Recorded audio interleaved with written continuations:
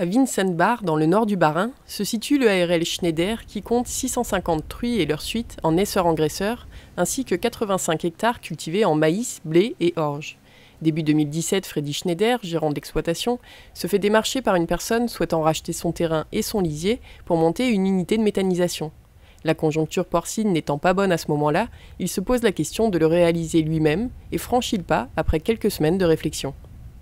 Pourquoi on a fait la méthanisation? C'est pour une histoire de sécuriser d'une part le revenu, parce qu'on est en production porcine, c'est en dents de scie le revenu. Et d'autre part, c'est aussi pour une histoire de récupération de la chaleur, parce qu'il nous faut énormément de chaleur. Et d'autre part, la partie la plus importante, c'est quand on épand le digestat, il n'a plus d'odeur. Donc on a commencé à consulter en janvier 2017 pour signer en mai 2017. On a signé avec le constructeur allemand Henku en l'occurrence. Donc les travaux ont commencé en juillet 2017, on a commencé le terrassement. On a fait le relevé de niveau, on a commencé le terrassement parce que comme le terrain est en pente, pour une mise en service en août 2018. Donc le projet s'est monté relativement, voire très vite. En l'espace de 1 an, l'unité de méthanisation était en route avec toutes les autorisations nécessaires de par l'État, de par l'électricité de Strasbourg. Et tout ce qu'il fallait était assuré, était aux normes. L'investissement total s'est élevé à 1,6 million d'euros, financé par un prêt contracté auprès du Crédit Agricole. L'ADEME Région Grand Est a également subventionné à hauteur de 26% le projet. Donc l'unité est composée de 2 cuves, d'un digesteur à toit plat, sur lequel on se trouve aujourd'hui, et d'un post-digesteur qui est en face de moi, qui est de 4000 m3, où il y a le gazomètre dessus.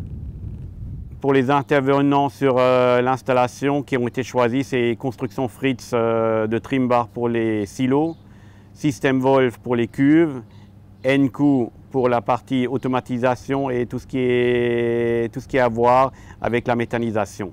Et SASI pour les branchements au niveau de l'ES et pour l'injection de l'électricité. On produit actuellement de l'électricité, c'est-à-dire environ 130 000 kW par mois. En même temps, on produit aussi de l'eau chaude, ce qui est normalement le système de refroidissement du moteur qu'on utilise pour l'élevage et pour chauffer le post-digesteur et le digesteur. La taille de l'unité a été calculée sur la base des besoins en chaleur de l'élevage porcin. La recette a quant à elle évolué. Au départ, pour lancer la machine, mettre en place la biologie adéquate et permettre le développement des micro-organismes, du lisier de bovin a été utilisé. Il a ensuite été progressivement remplacé par le lisier des porcs et complété par d'autres matières organiques. Donc aujourd'hui, l'alimentation du digesteur est faite de 70% de lisier de porc, de 20% de fumier de volaille et bovin et de 10% de déchets d'amidonnerie ou d'ensilage de maïs qui sont mis tous les jours à raison de 5-6 tonnes dans la table d'alimentation. Le fumier provient de partenaires qui sont dans mon plan d'épandage et qui avaient encore des bêtes à côté et qui me ramènent au jour d'aujourd'hui tout le fumier qu'ils produisent. On le fait passer dans le digesteur et ensuite il est de nouveau ramené chez eux en liquide. Donc ils n'ont plus besoin d'épandeurs à fumier en hiver ou de mettre des tas en hiver dehors. Tout est stocké chez nous au fur et à mesure de leurs apports et de leur production. Au départ envisagé, l'embauche d'un salarié supplémentaire a finalement été abandonnée. Entre le remplissage de la table d'alimentation et l'observation générale du bon fonctionnement de la structure, Freddy Schneider estime le travail dédié à l'unité à 1 heure par jour. Sur notre site, on a un Rotacut qui fait le tri entre les pierres et les déchets non souhaités en méthanisation. Donc l'appareil est capable de trier et ensuite d'envoyer que du propre dans la méthanisation, pas de corps étrangers dans les cuves.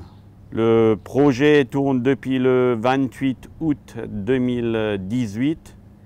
On a passé un hiver, on a passé un printemps, on est maintenant en plein été.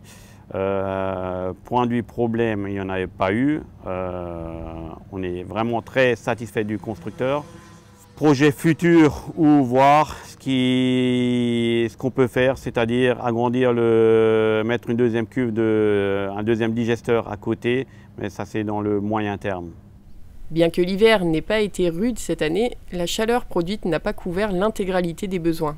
C'est pour cette raison qu'un agrandissement est envisagé dans l'avenir, mais aussi l'installation d'un deuxième moteur pour soulager le premier et pallier d'éventuelles pannes.